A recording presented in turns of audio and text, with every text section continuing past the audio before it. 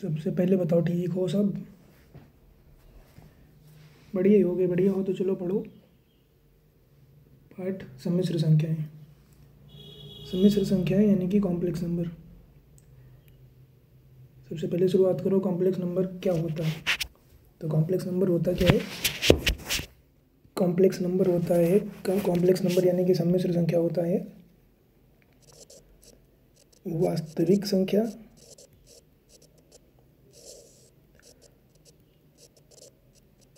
और एक काल्पनिक संख्या का योग।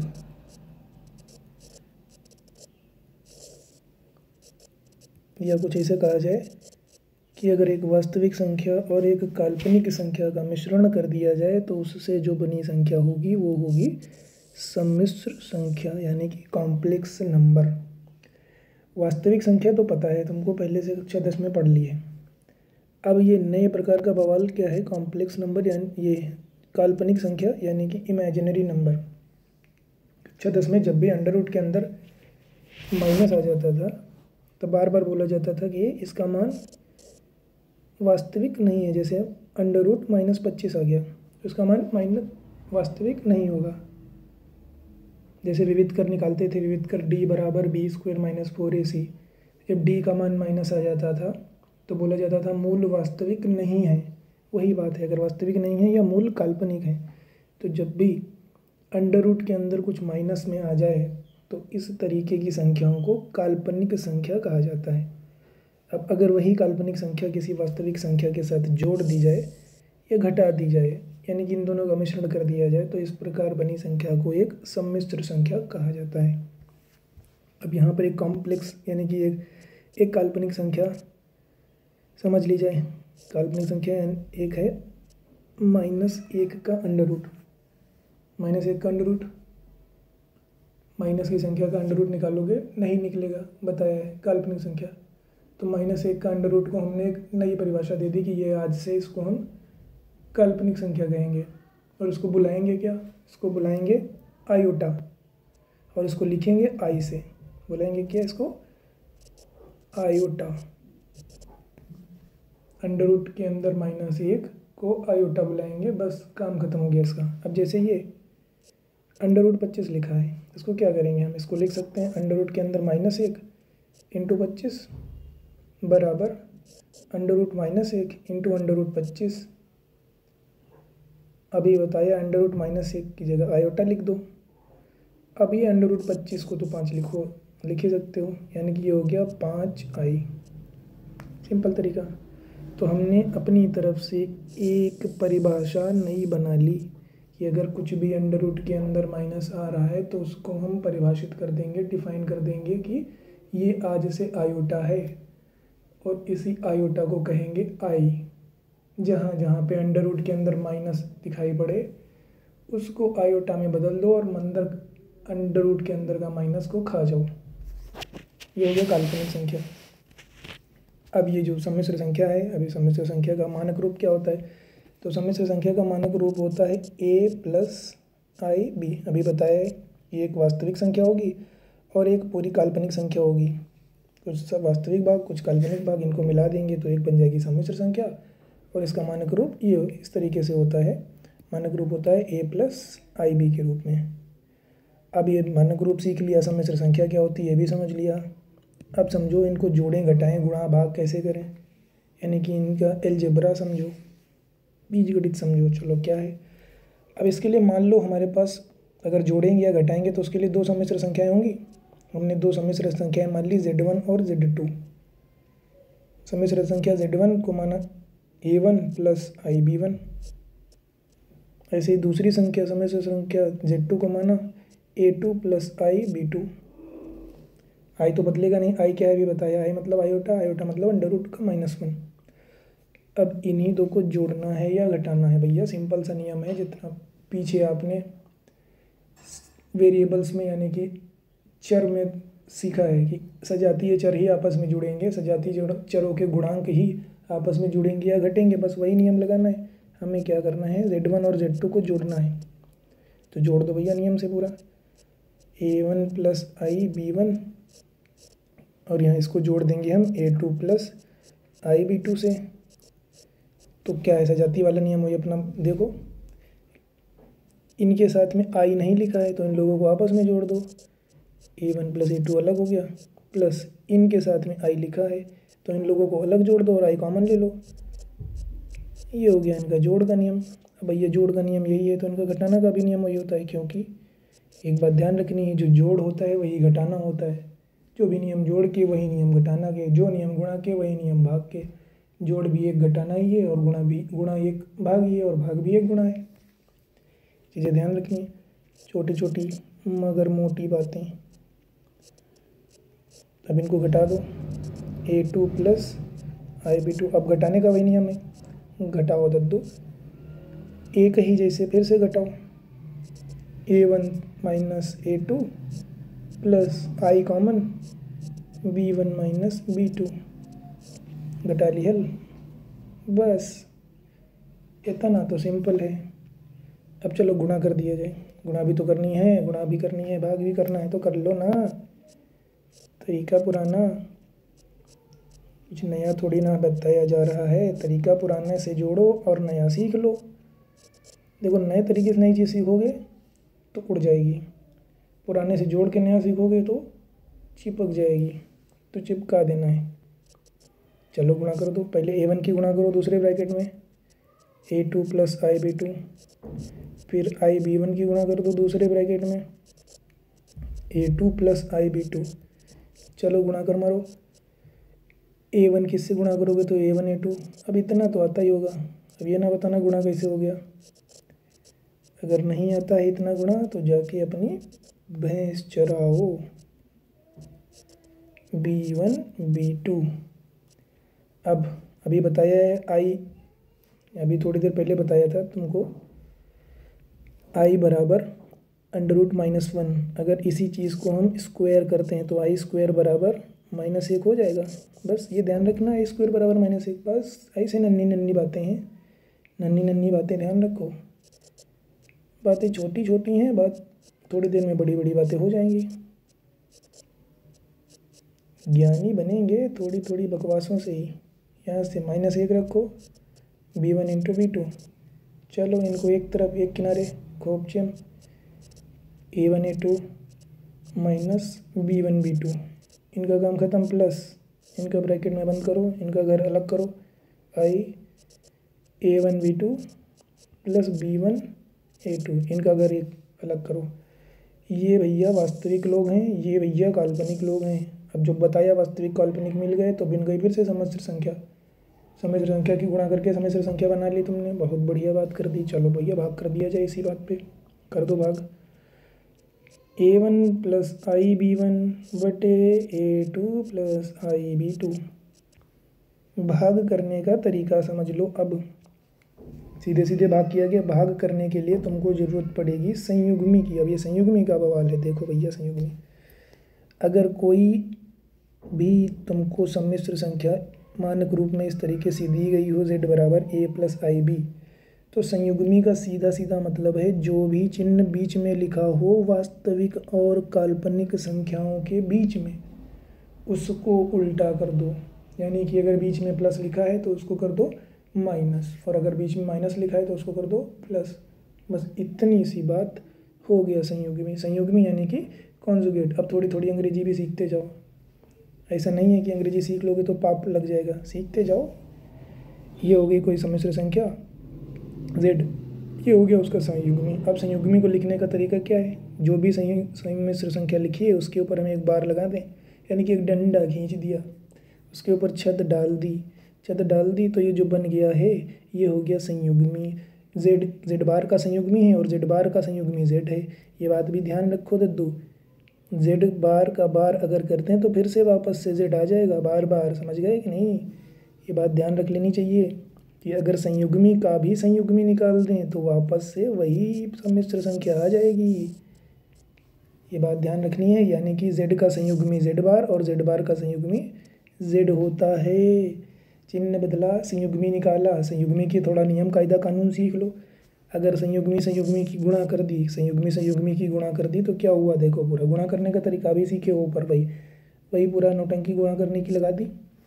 गुणा करके उत्तर क्या आया देखो, संयुग्मी जब लड़े यानी कि जब इनकी हुई गुणा तो उत्तर आया जो वास्तविक भाग है उसका स्क्वायर और जो काल्पनिक भाग है उसका स्क्वायर, ए का स्क्वायर प्लस बी का स्क्वायर। वाह वाह, बस इतनी सी बात है, दोनों की गुणा होके उतना उत्तर आ गया। समझ में आ गया। अब जरा ऊपर वापस आ जाओ, इसको भी ऐसे हल करना है। हल करने का तरीका, भाग करने का तरीका यही है कि जो भी नीचे लिखा है उसके संयोग में गुणा करो। ऊपर वाले से कुछ नहीं करना, ऊपर वाला ऐसे ही, ऊपर वाले से भैया पंगा कौन लेगा, दम है हमारी तुम्हारी ना। ऊपर वाले को प्रणाम करो, नीचे वाले को बदल डालो। चलो बदलो, इनको जोड़ा बना दियो भैया, ये प्लस हुए माइनस हुए जोड़ा बन गया। बस अगर जोड़ा बनाया है ये फालतू में लेके आए हो, अगर ये फालतू में लेके आए हो तो गणित मना कर देगी ना, कुछ भी फालतू नहीं चलेगा। तो क्या करोगे, कोई बात नहीं भैया, हम फालतू में लाए हैं तो ऊपर भी रख देंगे काट पीट के बराबर। ठीक है, अब तो नहीं तकलीफ है, जितना नीचे उतना ऊपर, इसको काट देंगे फिर से वही हो जाएगा, न्यूट्रल हो जाएगा मामला। चलो बहुत बढ़िया बात है, गणित भी खुश तुम भी खुश। ऊपर की गुणा कर मारो, कर दी, plus IB1 into A2 minus IB2, नीचे की गुणा कर दो। देखो नीचे की गुणा कर मारोगे अगर A plus B, A minus B, A square minus B square का फॉर्मूला बनना है, बनाओ फिर, दिक्कत का है ददुआ। इसकी गुणा कर दी, ऊपर की गुणा कर लेना, गुणा करना सीख गए हो, गुणा कर लेना अपने आप। गुणा हम ना करके दिखाएंगे दोबारा, इतना तुम खुद कर लो। माइनस IB2 बटे नीचे स्क्वायर करोगे तो A2 की स्क्वायर। अब यहाँ देखो पहले आई का स्क्वायर, आई स्क्वायर होगा, आई स्क्वायर का मान -1 होता है, ये वाला -1 ये वाले माइनस से गुणा होके प्लस, और B2 तो स्क्वायर B2 होता है, समझी बिट्टू। ये हो गया इसका भाग, कंजुगेट हो गया, खत्म बवाल। आ गया। अब अगर दो सम्मिश्र संख्याएं बराबर हैं तो कैसे जनी हो बराबर हैं, मान लो बराबर हैं, अगर तुमसे कहे दिया कि बराबर है तो का नियम कायदा कानून है, अगर दो सम्मिश्र संख्याएं बराबर हैं तो उनका वास्तविक वाला हिस्सा यानी कि रियल वाला हिस्सा बराबर होगा, इमेजिनरी वाला हिस्सा भी बराबर होगा। जो का बवाल है, जैसे तुम समझो पहले नंबर में एक कोई सम्मिश्र संख्या हमने लिख ली है यहाँ पर कोपचे में, यहाँ देखो जैसे मान लो ये हमने सम्मिश्र संख्या z बराबर A प्लस IB मानी। अब अगर हम इसको लिख दें रियल पार्ट ऑफ z, भैया लिखने का डिजाइनर तरीका है, बाकी वही है का डिजाइनर तरीका, इसका रियल वाला पार्ट लिख दो केवल, बस वास्तविक वाला पार्ट डिजाइनर है बस, बाकी कुछ नहीं है। उसके बाद इमेजिनरी IM ब्रैकेट में z बराबर, मतलब कोई नया आदमी हो ना कतई चौंकी ही जाए कि का भैया लिख दिए हैं बड़े बाबू, पर बड़े बाबू लिख कुछ नहीं दिए हैं, बड़े बाबू बस घुमा दिए हैं, एकदम उल्लू बना दिए हैं। ठीक है, तो ये रियल और इमेजिनरी तरीका समझ लियो।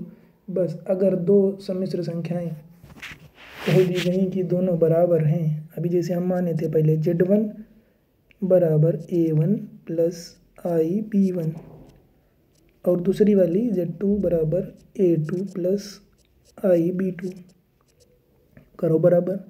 अगर बराबर हैं तो इनका रियल वाले बराबर होंगे, तो रियल वाले पहले वाले के रियल यानी कि real part of Z1 is equal to real part of Z2। हाय रे दैया, बराबर कर दो इनका रियल A1 इसका रियल A2, ये दोनों हो गए बराबर। ऐसे ही इमेजिनरी पार्ट ऑफ Z1 बराबर इमेजिनरी पार्ट ऑफ Z2, ये भी बराबर कर दो भैया। इमेजिनरी पार्ट मतलब B1 बराबर B2, और साथ ही साथ इसका मॉड भी बराबर होगा भैया, मॉड यानी कि मापांक भी बराबर होगा। जो का बवाल ना हो गया, चलो नया बवाल सीख लो। अब जैसे कोई सम्मिश्र संख्या हमने Z मानी, तो Z बराबर A प्लस IB, मापांक अगर उस परिमेय संख्या उस सम्मिश्र संख्या का मापांक निकालें तो उसको हम मॉड में लिखेंगे। जैसे z का मापांक हो गया मॉड ऑफ z, और इसका तरीका सिंपल है भैया, रियल वाले का स्क्वायर करो और नारियल वाले का स्क्वायर करो, मतलब इमेजिनरी वाले का स्क्वायर करो। ठीक है, पाइथागोरस की प्रमेय है जद्दू, कुछ नया नहीं है, देख लो सीख लो पहले। इधर ये निर्देशांक पढ़े हो कि नहीं पढ़े हो? नहीं, अरे पढ़े हो यार, 9-10 में तो पढ़े ही हो। तो एक अक्ष है, ये दूसरा अक्ष है, इसमें किसी एक अक्ष को हम वास्तविक अक्ष यानी कि रियल वाला एक्सिस मान लें, दूसरे वाले का हम इमेजिनरी एक्सिस मान लें, ठीक है। अब रियल वाले में ए चलना है, ये रियल वाले में ए चल दिए, यहाँ पर पहुँच लिए। इमेजिनरी वाले में बी चल दिए, यहाँ पर पहुँच लिए। ये दूरी हो गई ए और ये दूरी हो गई बी। यहाँ पर कहीं पर ये जो बिंदु मिलेगा ये है जेड, जेड बराबर ए प्लस आई बी। अब तुमको ये वाली दूरी निकालनी है, यही दूरी अंडर ये मॉड ऑफ जेड है। बताओ, बड़ा आसान। इधर अगर दूरी बी है तो ये भी बी हो जाएगी। ये वाले त्रिभुज में पाइथागोरस की प्रमेय ना लगा भाई, होगा, लगाओ। कर्ण का स्क्वायर बराबर आधार का स्क्वायर प्लस लंब का स्क्वायर। अब यहाँ से अगर मॉड जेड निकाल दे हो तो स्क्वायर हटी है तो अंडर रूट ए स्क्वायर प्लस बी स्क्वायर।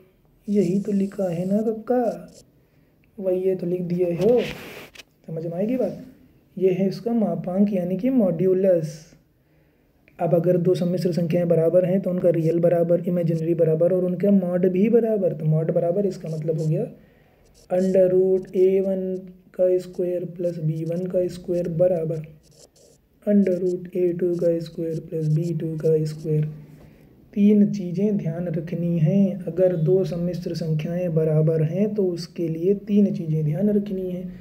उन सम्मिश्र संख्याओं का रियल हिस्सा बराबर, उन सम्मिश्र संख्याओं का नारियल हिस्सा बराबर। नारियल मतलब हाँ समझ गए, इमेजिनरी वाला, काल्पनिक वाला हिस्सा बराबर, और उनका मापांक भी बराबर यानी कि मॉड्यूलस भी बराबर। ये तीनों चीज़ों को दिमाग में बसा लो, काम खत्म। इससे ज़्यादा कुछ नहीं।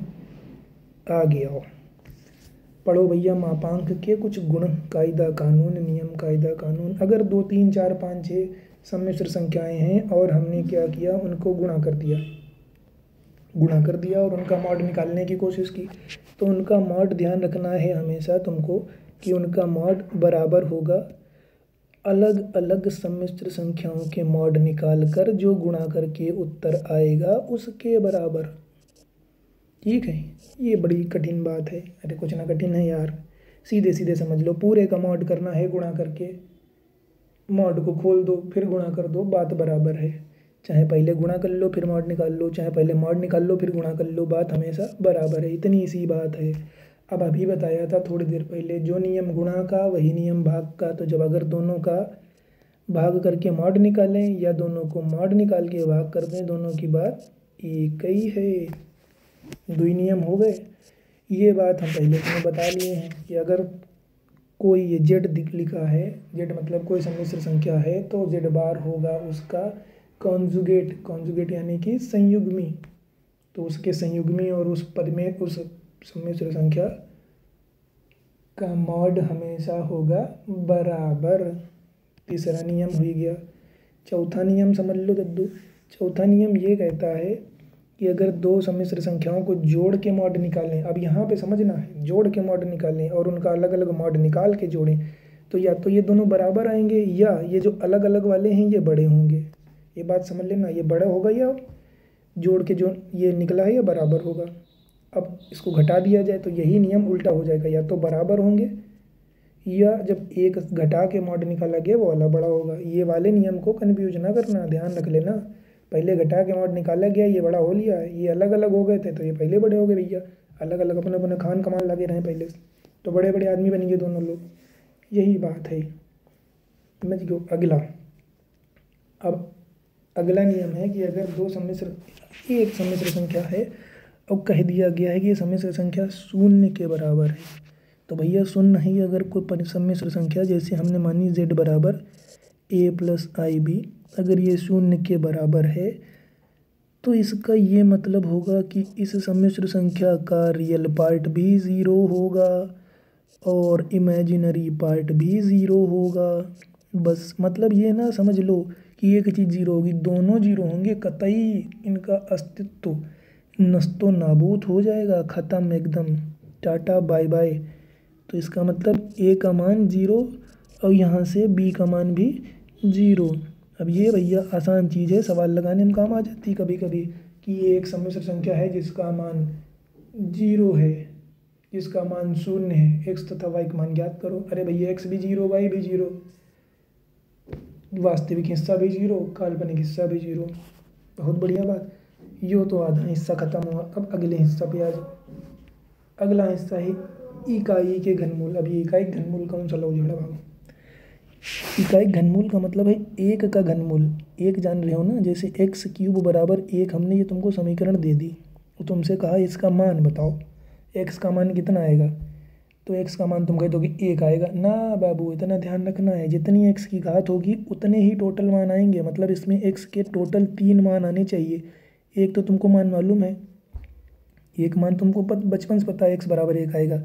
इसके अलावा 2 और मान आएंगे। दूसरा मान है -1 प्लस -√3/2।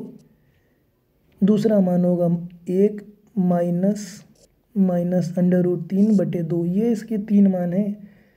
इस वाले मान को ओमेगा बोल दिया जाता है, इस वाले मान को ओमेगा स्क्वायर बोल दिया जाता है। ये लिखे हैं भैया, तो ध्यान रखो, ये जो एक ओमेगा और ओमेगा स्क्वायर लिखे हैं यही इकाई के घनमूल कहलाते हैं। सिंपल सी बात हो गई। ठीक है, अगर ये घनमूल हैं तो इनका घन करने पर उत्तर एक आएगा। जैसे वर्गमूल का उत्तर वर्ग करने पर वही संख्या आ जाती है, ऐसे ही अगर ओमेगा इसका घनमूल, एक का घनमूल है तो ओमेगा का क्यूब करने पर उत्तर हमेशा एक आएगा। ओमेगा का स्क्वायर का क्यूब करने पर भी उत्तर एक आएगा, ये भी ध्यान रखना है। एक नियम और ध्यान रख लो, इकाई के जितने भी घनमूल हैं तीनों के तीनों, उनको तीनों को अगर हम जोड़ दें तो भैया उत्तर हमेशा 0 आएगा। सवाल लगाने में बहुत आसानी होगी। नियम ध्यान रखियो। पहलो नियम ओमेगा घात 3 बराबर 1। दूसरो नियम 1 प्लस ओमेगा स्क्वायर बराबर 0। बस खत्म, टाटा बाय बाय, ओमेगा का सत्यानाश। यहाँ तक का काम खत्म, बस इतना ही था। अगली चीज़ है आयलर का फार्मूला। आयलर कह लो, यूलर कह लो, जो तुम्हारा मन कहे वो कह लो। आयलर का फार्मूला क्या है कि एक तरीका है लिखने का, e⁻IX। e⁻IX is equals to cos x plus I sine X. ये एक नोटेशन है, इस नोटेशन को ध्यान रखो। e⁻IX को लिखा जाता है cos x plus I sine X. ये हो गया आयलर का फार्मूला, यानी कि आयलर्स फार्मूला। अब इसी प्रॉपर्टी को प्रयोग करके आयलर का ही फार्मूले की कुछ चीज़ें को हम प्रूव कर दें। जैसे बोला गया 2 सम्मिश्र संख्याएं दी हैं इस तरीके से, cos alpha plus I sine alpha बटे cos beta plus I sign beta. This is polar form. ये एक सम्मिश्र संख्या लिखने का एक पोलर तरीका है, ध्रुवीय तरीका।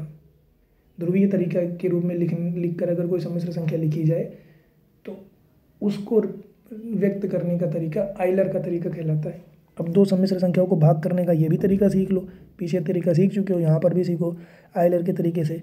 तो भैया ऊपर वाले को आयलर के रूप में लिखने पर e⁻I अल्फा लिखा जा सकता है। काहे, देखो यहाँ पर x, यहाँ पर x, यहाँ पर x, उल्टाओ, यहाँ पर x, यहाँ पर x, यहाँ पर x, तो यहाँ पर अल्फा, यहाँ पर अल्फा, तो यहाँ पर अल्फा। ऐसे नीचे लिखो, यहाँ पर बीटा, यहाँ पर बीटा, यहाँ पर बीटा। बहुत बढ़िया बात।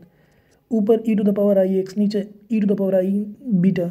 दोनों के आधार समान है। आधार समान होने पर गुणा में घातें जुड़ती हैं तथा भाग में घातें घटती हैं। घटा दो, घातें घट गई। e⁻I alpha minus beta. अब देखो जरा फिर से, यहाँ पर x, तो यहाँ पर x, तो यहाँ पर x, वही करना है। लिख दो cos, यहाँ पर अल्फा माइनस बीटा, तो यहाँ पर alpha minus beta plus I sign, यहाँ पर भी अल्फा माइनस बीटा। काम खत्म। अब आ गया हो, यही नियम इसमें लगाओ। अब अगर इसमें यूलर लगा लिया जाए तो ये यूलर क्या हो गया, ये हो गया भैया e⁻I अल्फा। अब इसमें अगर यूलर लगाएं तो e⁻I बीटा। इनकी गुणा ही तो कर रहे हो, गुणा कर रहे हो। आधार समान होने पर गुणा में घातें जोड़ दो, फिर बराबर e⁻I अल्फा प्लस बीटा। फिर से यूलर बाबा की जय करो। ई का ना करो, अब सीधे लिखिए दो। ये हो गया पहले कॉस, यहाँ पे जितना लिखा है उसको एंगल, प्लस आई साइन, यहाँ पर भी एंगल। बस सत्यानाश, सबका खत्म, पर्याप्त है इतना। इसको पढ़ो, समझो, समझ में आया तो बहुत बढ़िया बात, ना समझ में आया तो बताओ कैसे पढ़ाया जाए, ना समझ में आया हो जो सब कुछ बताओ, नीचे तरकले सब लिख लिख के, ठीक। अच्छे से समझो, एक दिन में रिवीजन कर डालो, ठीक है। पेपर पहले तुरंत रिवाइज करो और तुरंत पेपर में जाओ, सब हक्के चले आओ, बस, ठीक। बहुत बढ़िया, पढ़ो लिखो, सो जाओ।